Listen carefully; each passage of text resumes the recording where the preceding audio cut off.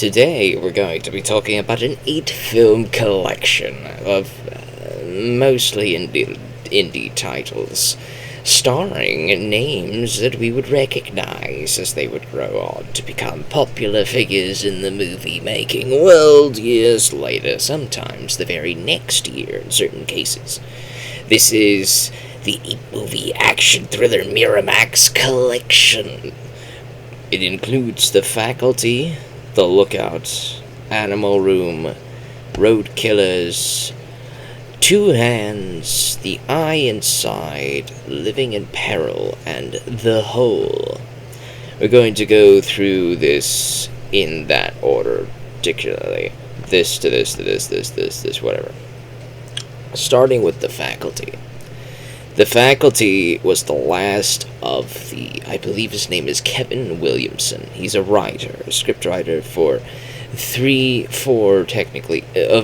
four amazing films of the 90s that all compensate that certain era that we just know and love as being so iconic.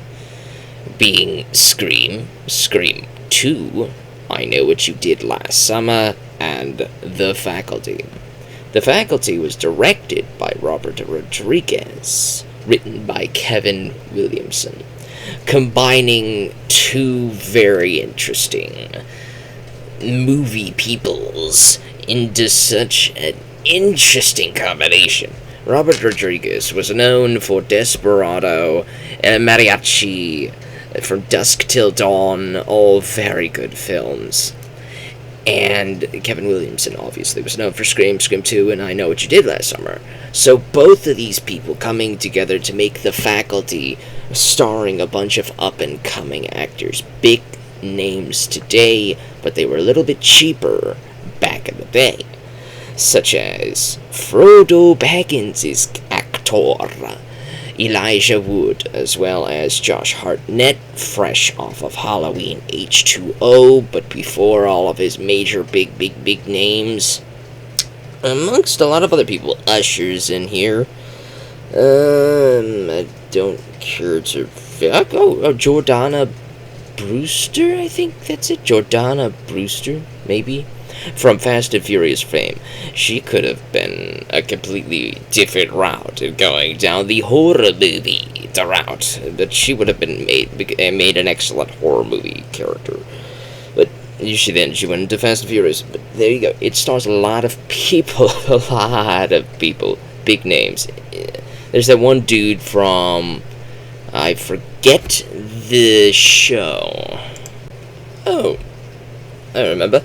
Jon Stewart, a former host of The Daily Show, a satirical news program. I forget what channel it was on. I don't... Comedy Central, I think, maybe? I don't know. But there's a lot of people in this movie, and it was fantastic. No, I wouldn't say it's as good as Scream, but I had more fun with this movie than I did with I Know What You Did Last Summer. I had more fun with this movie than I did with Scream 2. I had more fun with this movie just in general. All of the characters are very likable. You got to learn their backstories, learn their whatever about them. They were very outcast and varied cast in terms of all the tropes. Elijah Wood's character was the geeky photographer kid that was bullied constantly by everybody.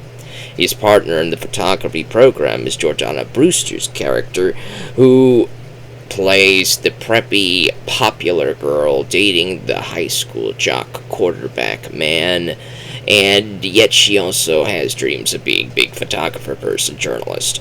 So she wants to do journalism stuff. Elijah Wood wants to do photography stuff. Elijah Wood actually likes Jordana Brewster's character, but, he's the bullied nerd, and Jordana Brewster likes popular jock people, because the paparazzi, that stuff. Besides, speaking of the quarterback man plays quarterback man. Quarterback man wants to get out of the typical quarterback man tropes, and he wants to become a smart person. He wants to go take classes, big high classes, get his grades up to go to a better school. He doesn't want to just be known as the dumb jock. That was actually pretty cool, interesting character arc for him.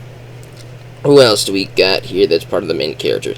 Clea Duvall, she plays the outcast girl, the goth girl, in the typical 90s high school setting. There's not too much else I can say about that. That's a typical trope that's pretty popular. You should know what that is. What else? Let's see. Can I remember? So we got 1, 2, 3, 4. Okay, so 2 more left. We have Josh Hartnett's character, who plays the oldest high schooler because he got held back a year, mainly because he is brilliant but lazy. He does not apply himself. He is a major underachiever, mainly because he just looks at society and thinks that there's just no point. There's no point in applying himself into a society, into a reality that would only end up enslaving him and his brilliance and making him some sort of menial pen pusher, when he has the brain of a massive smart person, but he just doesn't want to apply himself because he doesn't feel he has to prove to the world he's brilliant. So what he does is he hangs out in his garage with a giant chemical lab, and he basically creates household substances that he puts into pens. He fills powder, the little pen things, right?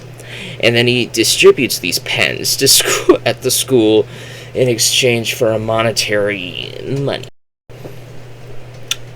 And that's basically how he makes a whole bunch of money, because his folks aren't around. So this is how he gets by. Basically selling substances. And then the 6th and final trope is the new girl. The new girl, played by, I believe her name is Laura Harris, the actress playing Mary Beth. These 6 characters have to come together because aliens have taken over the school. They're like little alien parasites that have gone into the bodies of the faculty members first to turn them into alien drones. And then they go into the school kids' bodies and take over their stuff. It's very interesting and funny, and it's not terrifying in the slightest. It is very much a horror comedy action thriller. Hence why they put it in the action thriller 8-pack. And to be honest with you, I did get this 8-pack specifically for the faculty. That's why I'm spending more time on the faculty than any of the other films in here, because it's just got that much more production quality about it that it deserves it. These 6 outcasts have to band together to stop the apocalypse. And the only thing that can stop these alien parasites is Josh Hartnett's drug substance that's basically full of a bunch of caffeine and other types of dehydrants, and you jam this substance into the bodies of the alien hosts, and they blow up, basically. They melt in a white powdery substance or whatever. It's excellent. It's very fun. There's a bunch of self-aware stuff in here. They're pulling things from Invasion of the Body Snatchers. They're pulling things from The Thing from Another World / John Carpenter's remake of The Thing. They're pulling a bunch of tropes from all over the place into a very fun romp. Is it original? No. Is it AAA awesome, super 100% spectacular? No. Is it Oscar worthy? No. Is it fun? Oh my, yes! It's very fun. Incredibly entertaining. You put it in and you'll have fun from start to finish. In fact, it was this film that got Elijah Wood his connection with Peter Jackson, who was in the middle of getting ready to do a certain trilogy that was going to take place filming throughout the very next year. So, if it weren't for the faculty and Elijah Wood's partaking in the faculty, we may have gotten a very, very, very different alternative future where Elijah Wood did not play Frodo Baggins. So that's interesting to me. Up next we have The Lookout. The Lookout details a high school loser kid, played by Joseph Gordon-Levitt, his girlfriend, and then his two best friends in the back seat. They're in a convertible, they're driving in the middle of the night, and he turns off the headlights to his convertible so that everybody can see the fireflies as they're driving by, and it looks all ethereal and awesome. But then he realizes, with the lights off on a country road, he can't see what's in front of him, and he runs into something and basically kills the two friends in the back. The girlfriend loses her leg, and he gets major head injury, and he ends up with major memory problems, emotional problems, poor impulse control, memory sequencing, a bunch of stuff. He's got severe brain damage as a result from this accident, but luckily he got to keep his body parts, unlike his girlfriend who lost her leg. So, yeah, he now lives in an apartment with a blind Jeff Daniels, and they're basically just trying to get by. And then in comes this dude here who claims to be his high school friend. And since Joseph Gordon-Levitt now suffers memory problems, he can't remember if this guy was his friend or not. He just assumes he is because he claims that he is. So he gets taken advantage of because he happens to work as a janitor at a night job at a bank, a small town bank. So he wants to get his access into the bank so that he could take all of the money in the bank, and he basically convinces Joseph Gordon-Levitt to do this, to get him to get the money in the bank, and then Joseph Gordon-Levitt realizes, I can't do this, so he turns on the guy who's not actually his friend, takes the money from the bank and hides it in order to save his friend Jeff Daniels, whom the bad guy has taken captive, and then he returns the money to the bank, and he gets off because he was basically held at gunpoint, forced to cooperate on the security cameras at the bank that the bad guy failed to turn off. And that's basically The Lookout. It is interesting, it is low budget, but it is definitely a thriller that's worth your time. But if you're going to get a collection like this, you're probably not going to get it for The Lookout, you're going to be getting it for The Faculty. And up next we have a movie called Animal Room. Animal Room is very, very interesting. In fact, I think it is one of the most fascinating films on this entire collection. It has a lot in common with A Clockwork Orange. A Clockwork Orange is I believe, Kubrick's movie. Old Kubrick movie from way back the day, but it is excellent. Definitely something that you want to look up. Maybe something I might even make a video about in the future.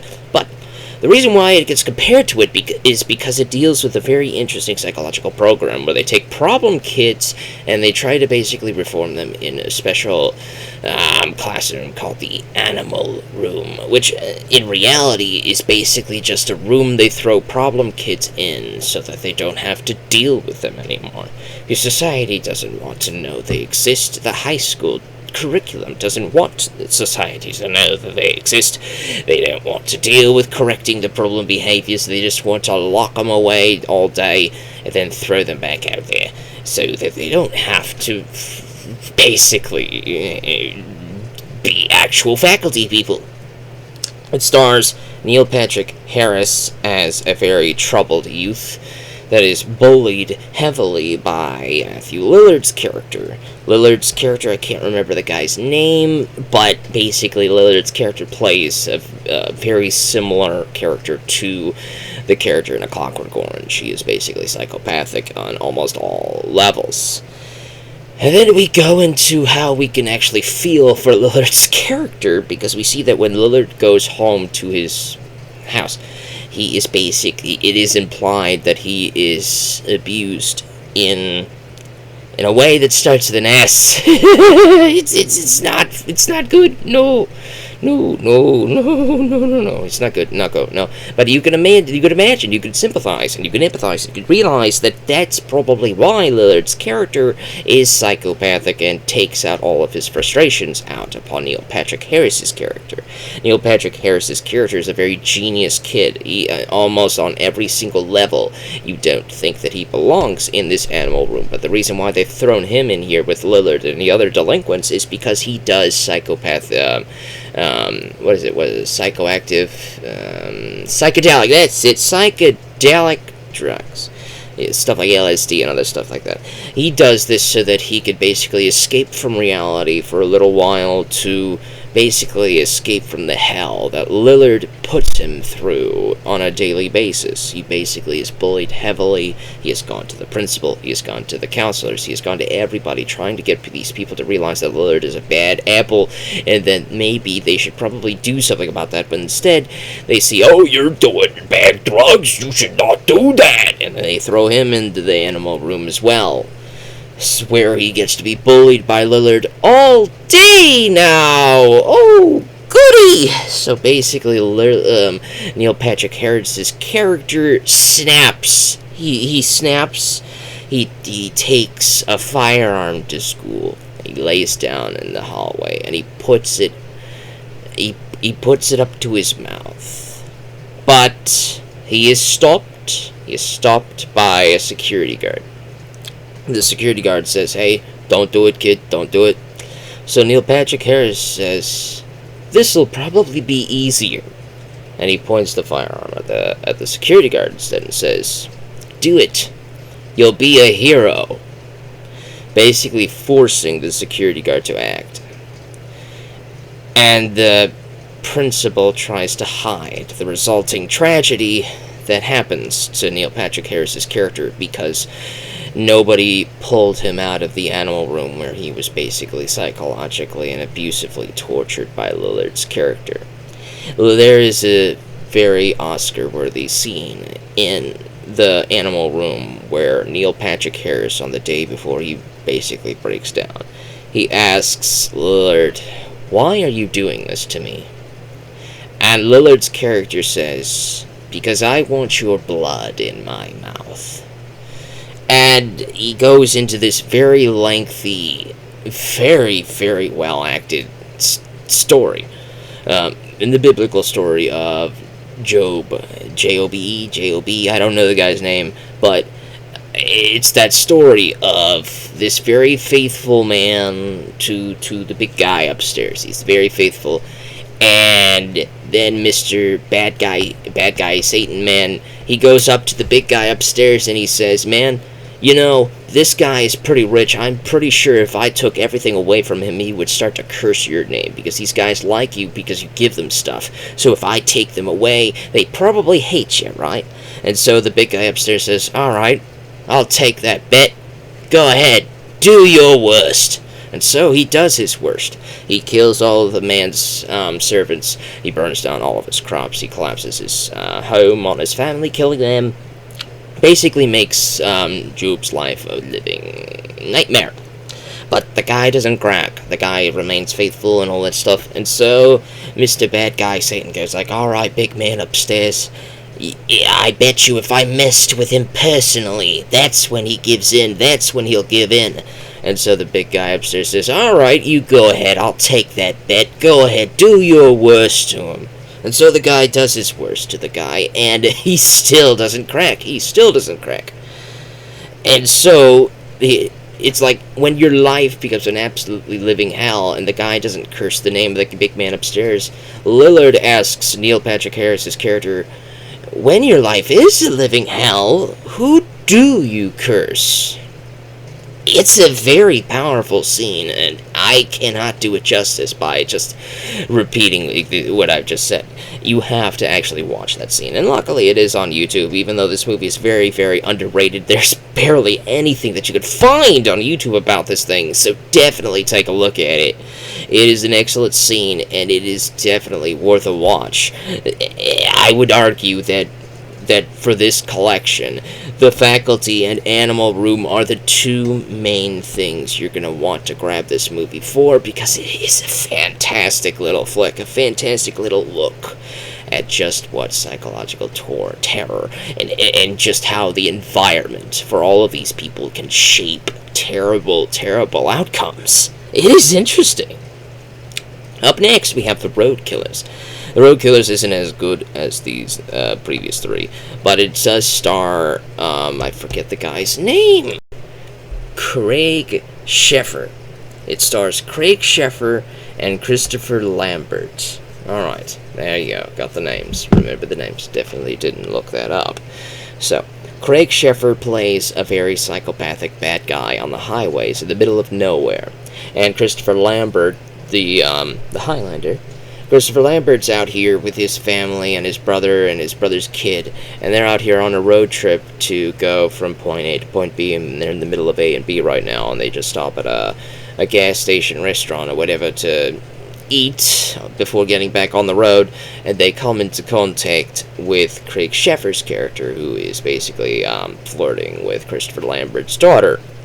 The daughter is it's a little bit bad. It's a bit bad, not good. It's not good that these two people trying to flirt with one another. But basically, she does not turn him down, which gets Craig Sheffer's character interested in her, which is why he follows their cars back on the highway, and he starts to basically mess with them.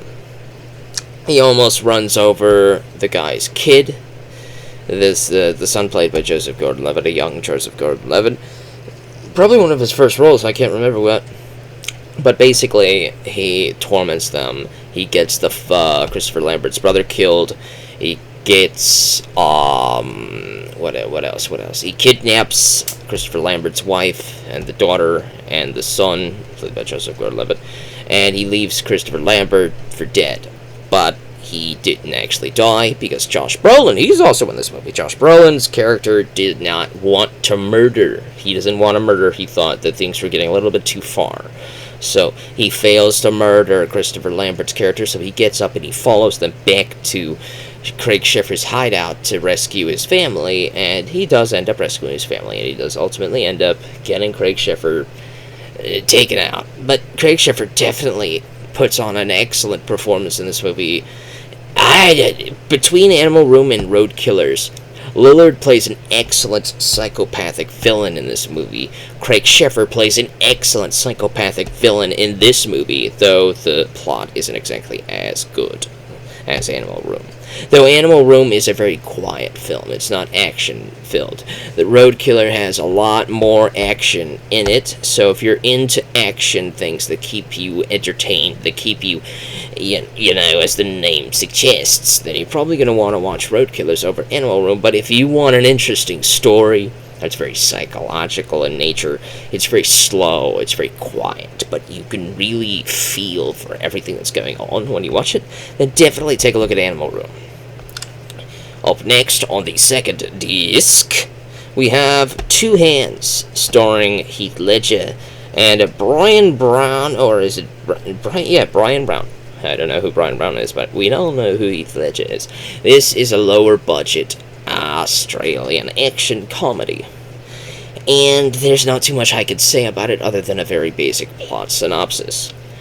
Heath Ledger is a down-on-his-luck dude. His older brother was a big-time mobster duty, and he got killed. His brother got killed. So he's trying to get out there and get some money together because, you know, he wants to get out of the city and do something better with his life.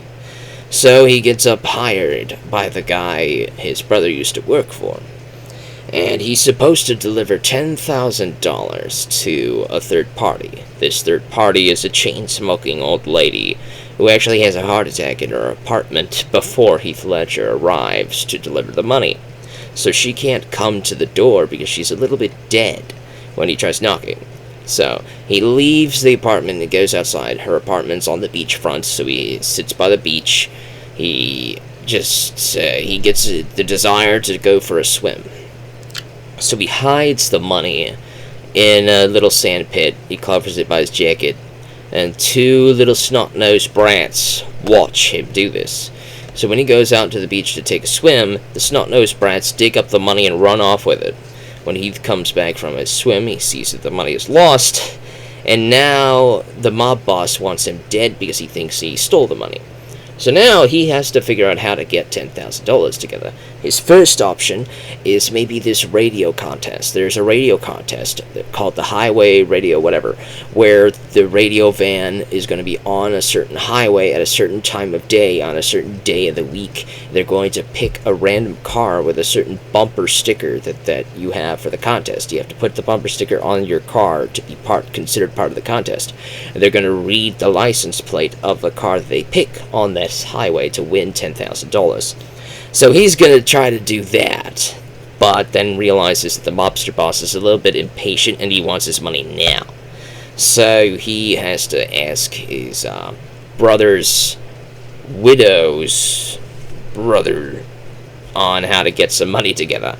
And so his brother-in-law is like, alright, I got some ideas on how to do this. And so they try to rob a bank. Obviously, as you do. So Heath Ledger and the other dudes, it's very GTA 4-esque in nature here. So they go to rob the bank. There's these three dudes, right? One's in the car, it's the getaway car, and Heath Ledger and the other dude are in the bank to get the money. The guy, Heath Ledger, is watching everybody with a shotgun, keeping all the customers laying on the floor. The guy goes in the back to get the money. The guy comes back carrying two giant sacks of cash, and he trips over the counter, bangs his head on something, and he gets knocked out cold right in front of Heath Ledger. All the customers and Heath Ledger look down at the dude's unconscious body holding the bags, and all the sound goes away. The music stops, everything just stops. Everybody just stares at the guy laying down, and he's unconscious. It's hilarious. It is absolutely hilarious. So Heath Ledger drags his body and the money outside. The cops arrive because they took a little bit too long to get their unconscious friend into the car. The third wheel dude, the driver, dies. And then the two guys manage to get away with the money. Heath Ledger takes his cut, which is about $100,000 or something. He takes that to pay back the mobster man. Meanwhile, the brats that took the $10,000 end up, there's two brats, Brat 1 and Brat 2. We're gonna say Brat 2 and Brat 1, right? So Brat 2 ends up being run over by the mobster boss. On accident, but it's a hit and run, so the mobster boss just keeps going because he's chasing after Heath Ledger for trying to get his money that these two brats stole. So Brat 2 is dead, and Brat 1 is now devastated that his best friend just got run over by the mob boss man. So he goes to procure for himself a firearm to go get revenge on the mob boss man. Heath Ledger goes, he pays the mob boss man the money that he owed, and says, I just want out. So he leaves and gets his girlfriend, and he gets out of town. Brat 1 then enters the mob boss's headquarters and basically shoots everybody there and takes the money that Heath Ledger just paid the mob boss man. So the kid gets a double payout for being a little shit. Okay, well, alright. Up next we have The Eye Inside. The Eye Inside is...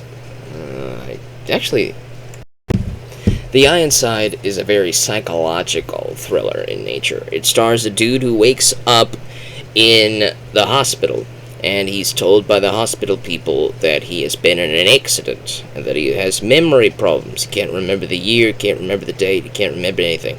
And then he sees that his wife's there, she's all concerned, and he has basically lost 2 years of time, can't remember what happened in the past 2 years. 2 years ago, there was another accident, and he was in this hospital at the same time, and that his older brother is dead. And that he's come out here to close the house, get a lot of money that he was owed, so that, whatever.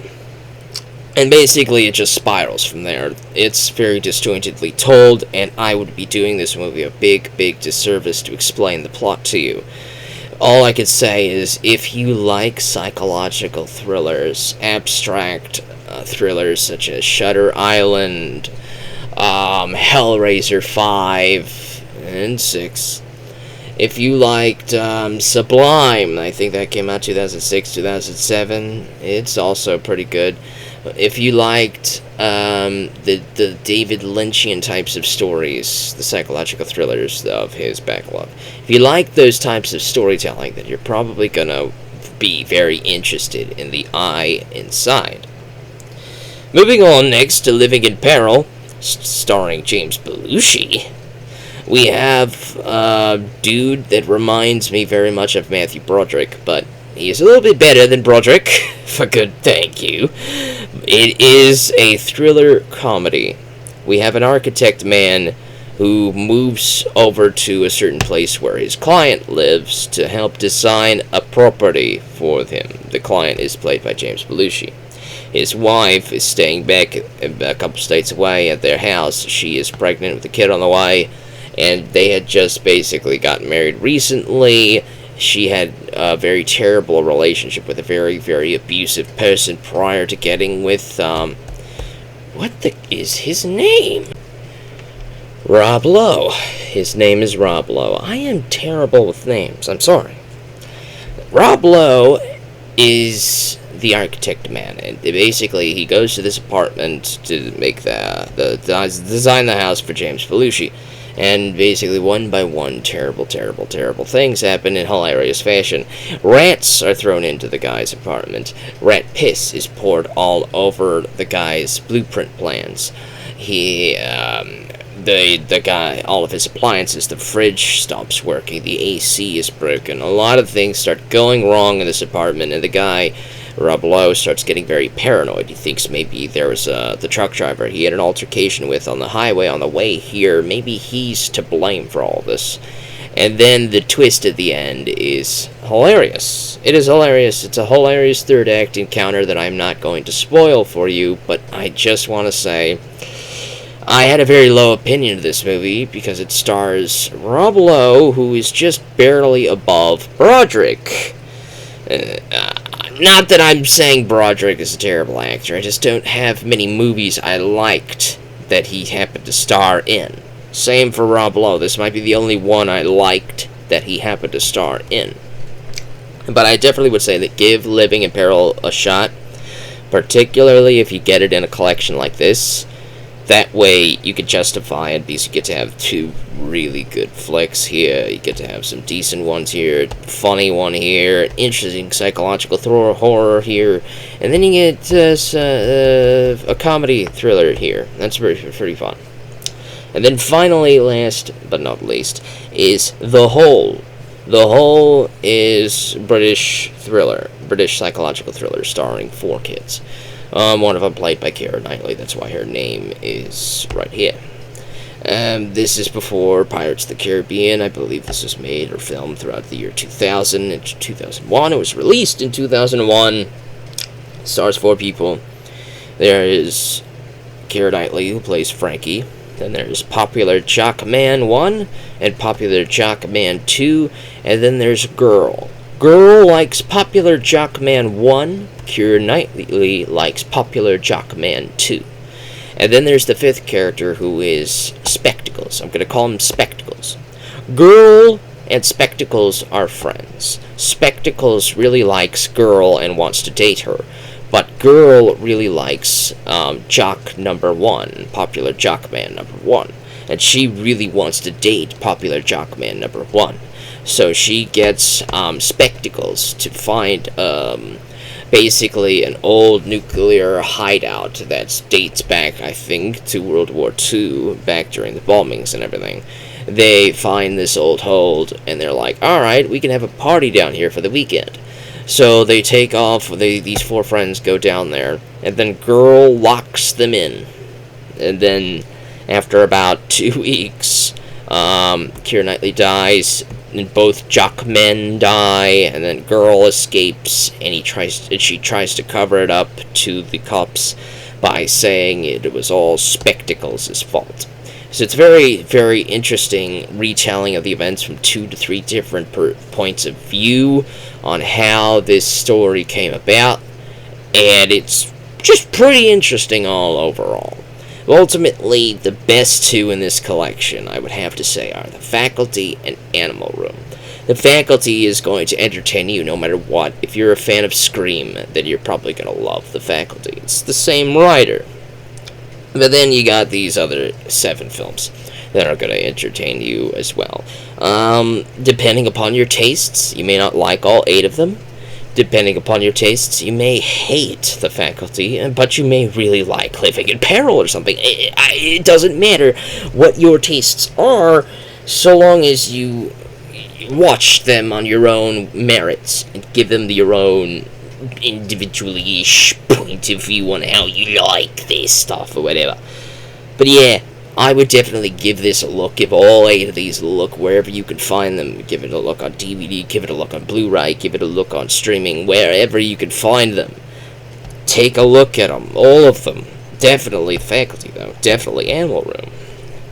I don't know how to end these things, so I'm just going to click the stop recording button now.